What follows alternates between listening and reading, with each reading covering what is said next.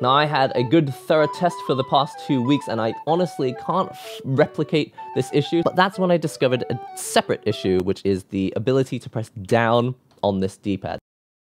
Hello and welcome to another NihongoGamer video. As you know, I've got my Steam Deck now, and I love this thing. It is amazing. It is first of all, a tinkerer's dream, but just the fact that you can take around a whole lot of your Steam library everywhere and play a whole lot of games that aren't on Switch, or games that are on Switch but are cheaper on Steam. It's an absolutely incredible device, and the price point is very impressive indeed. But there is one thing we need to talk about, and it's this, the D-pad. Alright, so as you can see, I've got the Steam Deck up here, and the TLDR is that we will be talking about the D-pad, and in particular, the issue for me is being able to press down on this D-pad. So we'll be talking about that in a moment, but let me just go over what the Steam Deck control scheme is, because this is a very impressive handheld when it comes to options. You've got the standard D-pad. You can press backwards, forwards, crouch, jump, you can diagonally jump, you can crouch, block, all the things you would expect to be able to do from a D-pad. But you also have an analog stick. Now this is the same as what you would expect on something like a PlayStation or an Xbox controller, being able to control your game through either the D-pad or the analog stick, so you've definitely got options there.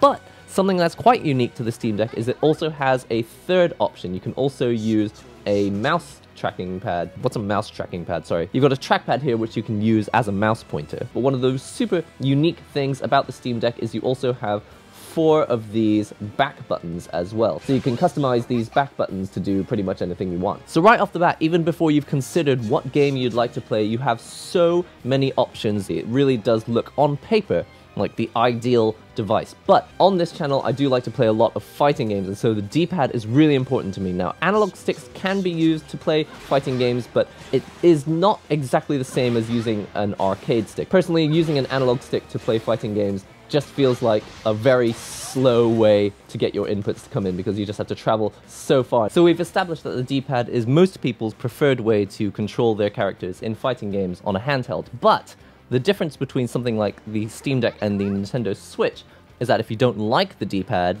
you can just take it off and you can replace it with something like this. This is a Hori D-pad Joy-Con that they sent me for a video a long time ago. I can just slide this on, and now I've got a much more preferable D-pad that I can actually use to play fighting games properly on a handheld. We go back to the Steam Deck, however, and we can see the crucial difference between this and a Nintendo Switch is that this is all one unit. This is not a Nintendo Switch. You cannot remove this controller and replace it with something else. What you can do is plug a different controller in using the USB-C port here at the top. But that's not why you bought the Steam Deck. You bought this so you can go on a plane and play with it. You can sit at the bus stop and play with it. You bought it so you can sit on a toilet and play with it. And that's why I'm being so critical of the D-pad on this device. Some of the first initial problems that people were explaining to me in the comments on my first Steam Deck video was that they couldn't use diagonals on this D-pad. Now, I had a good thorough test for the past 2 weeks, and I honestly can't replicate this issue, so I'm wondering if maybe early first editions of the Steam Deck might have this problem more than later editions of the Steam Deck. This is a Gen 3, or it's a third quarter 2022 release of the Steam Deck. And personally, I don't have any issues with diagonals. See, every time I want to press a diagonal, it always gets the diagonal. Every time I press neutral jump up, I always get neutral jump up and down. Honestly, it's nothing like the problems I had with the Nintendo Switch Lite, where the D-pad was just so flat on the device that I would actually roll my hand like this, and instead of getting quarter circle motion, I would just get down and then I would get forward, but I would completely miss the diagonal when I'm doing quarter circle motions. And that's a super big issue for a fighting game, because quarter circle motions are hugely important. Even if it's a game that doesn't use technical inputs, you need the D-pad to give you all the directions that you pressed. So for the past couple of weeks, I've been testing the D-pad and making sure that it's not suffering from the same issues that people mentioned in the comments. But that's when I discovered a separate issue, which is the ability to press down on this D-pad. Now, as you can see, when I press down, there's absolutely no problem, but that's because I'm holding it with Steam Deck on a stand. It's very prescriptive with how you hold this device because of the molded grips like this. There's not a large variety of ways that you can hold this. It's not a very flexible device. You basically wrap your hands around it and they fall into the molded grips. And because of this design, it feels very different to holding a PlayStation controller where your hands come in at an angle like this. You've got your hands diagonally like this, and you just shift them over to reach the analog sticks. But on the Steam Deck, your hands don't come in at an angle. They're straight up like this because of the grips. And your thumbs go straight up to the D-pad and the buttons, and you have to like rotate them to the natural position for the analog sticks. So you can already see that the Steam Deck prioritizes the hand position for the analog sticks. Now, we already knew that this was going to be an issue even before the Steam Deck came out, because this is a very non-standard layout for a controller, mainly because they wanted to put these touchpads in. And I'm glad that they did put the touchpads in, but as a result, the D-pad has been shifted off to the very edge of the controller, and it's very cramped between here and the analog stick. There's like 3 millimeters of space between here and here. Contrast that with a standard PlayStation controller, and first of all, there's a bit more space between the D-pad and the analog stick, but also you can do a lot of the motions that you want to, circular motions like this, and you don't really bump into the analog stick. You can also do this. So even if I'm rolling my thumb over the D-pad like this and I overshoot, it's fine because there's nothing over here except the touchpad. I'm not bumping into another directional control. But on the Steam Deck, because they're so close together, if I do anything overshooting like this, I bump into the analog stick, and that's really dangerous because this is another directional control. And even if you deactivate the analog sticks, you're still bumping into them physically, so it's difficult to get that intuitive motion where you're just like sliding over the D-pad. Now let's say that maybe you don't slide your hand over the D-pad controls and you just press the buttons very separately like this. Well, here is the next issue. What is the best thumb position for this D-pad? Because it's definitely not vertical like this. When you're holding the Steam Deck handheld, you're supporting the weight of the device as well. And so actually this is the best position for it in order to make sure that you're not dropping the Steam Deck while playing it. But this makes it really difficult to do any of the motions that you require for most fighting games.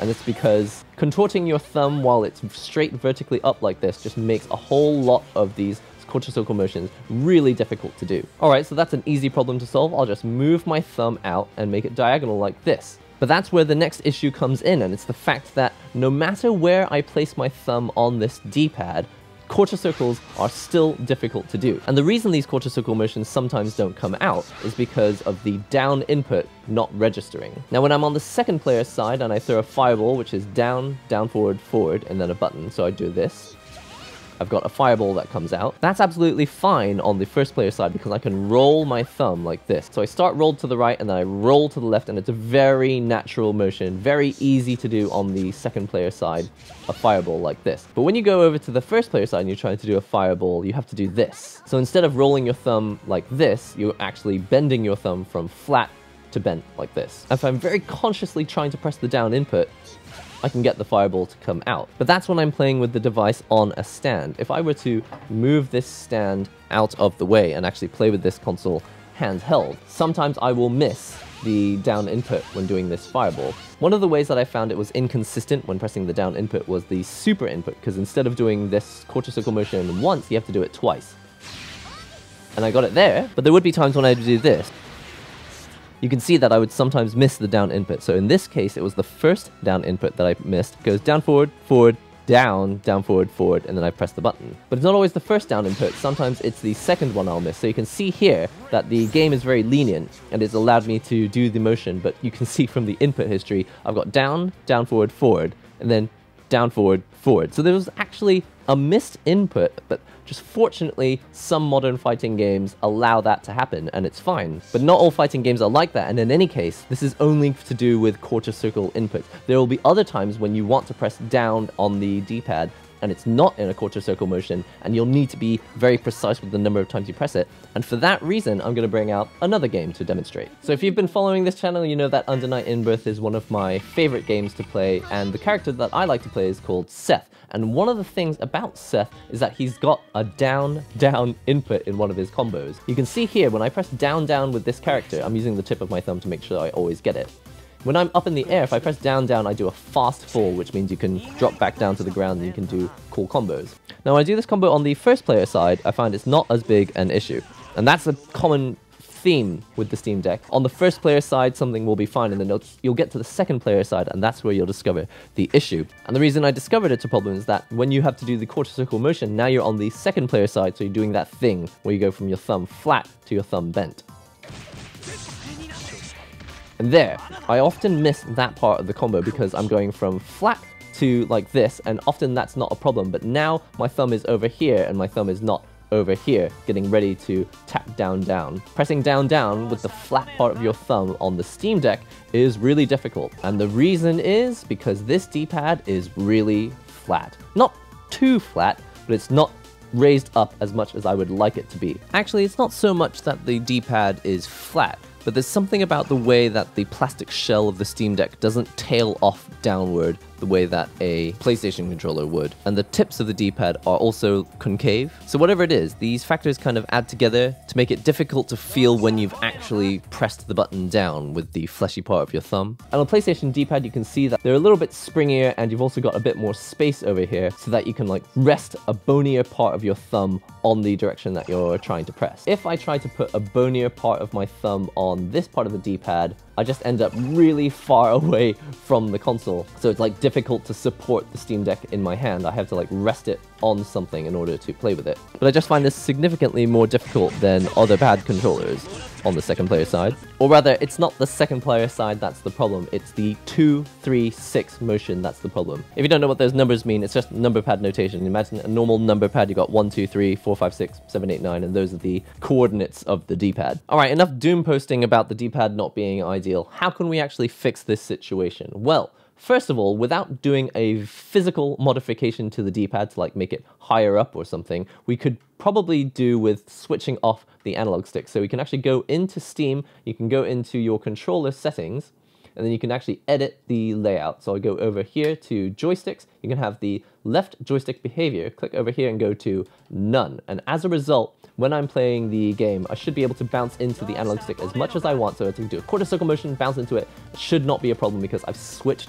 the analog stick off. This is one of the cool things about Steam Deck and just PC gaming in general, having that flexibility to edit so many functions of your controller that most consoles don't allow you to do. This will already be a massive improvement if you're the type of person that wants to do natural motions like this, but bumping into the analog stick is an issue. The second way we can kind of fix this issue without making a physical modification to the console is to just change our thumb position. So although I mostly will be holding it handheld like this, I want to be at an angle. Personally, I want to be at an angle. I don't find that this vertical position works for me because there's just no intuitive motion I can do with my thumb to get a 2, 3, 6 motion on the D-pad. So rotating my thumb out like this allows me to use the bony part of my thumb to do a 2, 3, 6 motion like this, but also use rounded motions like this. The sacrifice, of course, is that I'm no longer using the palm of my hand to support the Steam Deck, and so now I'm using my fingertips and I'm balancing the Steam Deck on my fingers like this so that I can get away from the console. And one thing I did discover that started to be an issue for me was I would accidentally press the L2 button. Now that I'm further away from the console, this middle finger is kind of floating a bit and it will sometimes accidentally press the L2 button. And the second thing is that this grip is a bit of a funny shape, and I found that this bump, you can see it's like it goes up and then down and then up again. It's graceful, it looks beautiful, but when you're holding the controller not like this, you're holding the controller out like this, it just digs into my finger right here, and because it's not flat, it starts to hurt on the inside of my middle finger here. So in order to rectify that situation, I think the next thing we can probably do is to reduce this curvy shape into a flatter shape, and I think a physical modification like putting some sort of tissue here or some foam padding or maybe 3D print something so that this becomes a flatter or a softer surface would definitely help, because I'm not holding it like this anymore, I'm holding it out like this, and I need to balance the Steam Deck on something, and it's usually my middle finger here. If you can find a way to just balance the Steam Deck on your pinky finger, that could work as well, but the next issue is that when you're balanced like this, you're causing rotation every time you press on the D-pad. The reason I'm putting my middle finger right here on this part that hurts is because it's right behind the D-pad, so if I put my finger anywhere else, it will cause the Steam Deck to rotate, but if I put my finger right here on the part that hurts, it's actually preventing the Steam Deck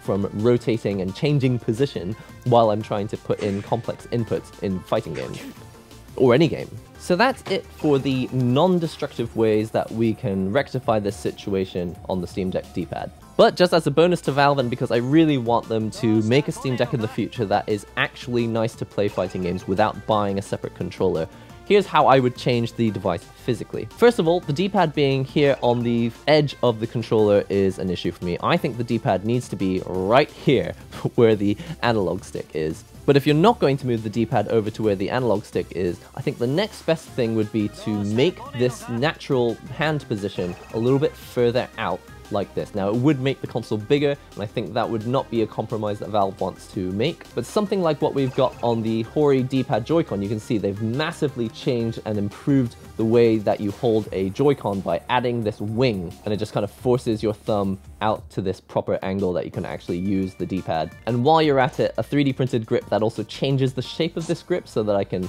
balance my finger right behind the D-pad without it hurting on this pointed part here, that would also be quite nice too. But with regards to the shape of the D-pad, I think this could also do with a bit of a redesign. First of all, I think it needs to come slightly higher up off the device. I think it needs to be bigger. Again, if you look at a Hori D-pad, it's quite a bit bigger than what we've got here on the D-pad on the Steam Deck. And maybe if you don't want to make the D-pad too much higher, you could also just give it more of a concave shape. You can see it's kind of got a dip in the middle, but because the D-pad's quite small to begin with and this concave shape doesn't really go deep enough, it just feels like they need to go a little bit further with this D-pad. Make it a little bit bigger, make it come up a little higher, have it a little bit more concave, have a better position, have a better shape to the grips on the Steam Deck so that I can actually support the console while playing it handheld, because ideally that's how I want to be using it. Yes, it is really nice that you can use a Steam Deck as like a portable PC or just a portable setup. You can put it on a coffee table somewhere, and as long as you've got two external controllers, you can be playing fighting games anywhere. It's just like, okay, we don't have a setup, we basically don't even really have a table, but I've got a Steam Deck and we've got our controllers.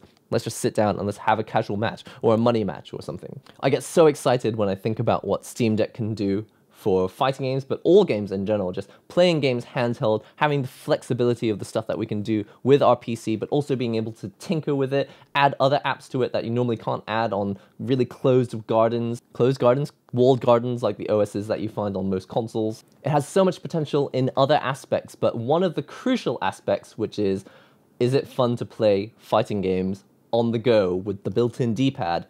Actually, it kind of loses out to the Nintendo Switch, because the Nintendo Switch has the flexibility of removable controllers. So I can just take this controller off and replace it with a new fresh one, or just a better designed one that makes it easier to play fighting games and do those motions. Listen, that's all I've got time for today. I'm making plenty of videos about other games on Steam Deck, and I didn't want to reiterate the same points every single video, and that's why I thought it was important to get this video out as soon as possible so I can give you my opinions on the D-pad. I don't think it's impossible to use. It's not completely unserviceable. If you press with the tip of your thumb, pressing down is no problem, but I just feel like if we're talking about can you play fighting games handheld on this thing, simple bread and butter combos that I would normally be able to do on any other pad controller are just slightly too difficult. It's not too difficult. It's just kind of inconvenient to do it on the Steam Deck, and it just makes me wish that I could pull the controller off like a Nintendo Switch and slide a different controller on. The Steam Deck is already astoundingly amazing, beautiful, and flexible in the range of things that it can do. I just wish that fighting gamers weren't always second-class citizens. I wish that they actually existed in the studios where they tested these things and actually like made sure that this is a D-pad that I would want to use. Like I say, I'm going to be making plenty more Steam Deck videos in the future, so be sure to subscribe to the channel if you want to find more. Comment below if you've had a different experience with the D-pad, and like the video if you enjoyed or found this video useful. I don't want to talk about the D-pad in every video in the future, which is why I've made this video, so I'm just going to redirect you here to this video. You can just watch this one instead. If you want to watch me live, you can follow me on twitch.tv/NihongoGamer. You can get the latest updates on Twitter @NihongoGamer, and don't forget we also have a Discord if you want to hang out with other people who are interested in stuff that we cover on this channel. So that's all for now. I'll see you in the next NihongoGamer video and/or stream.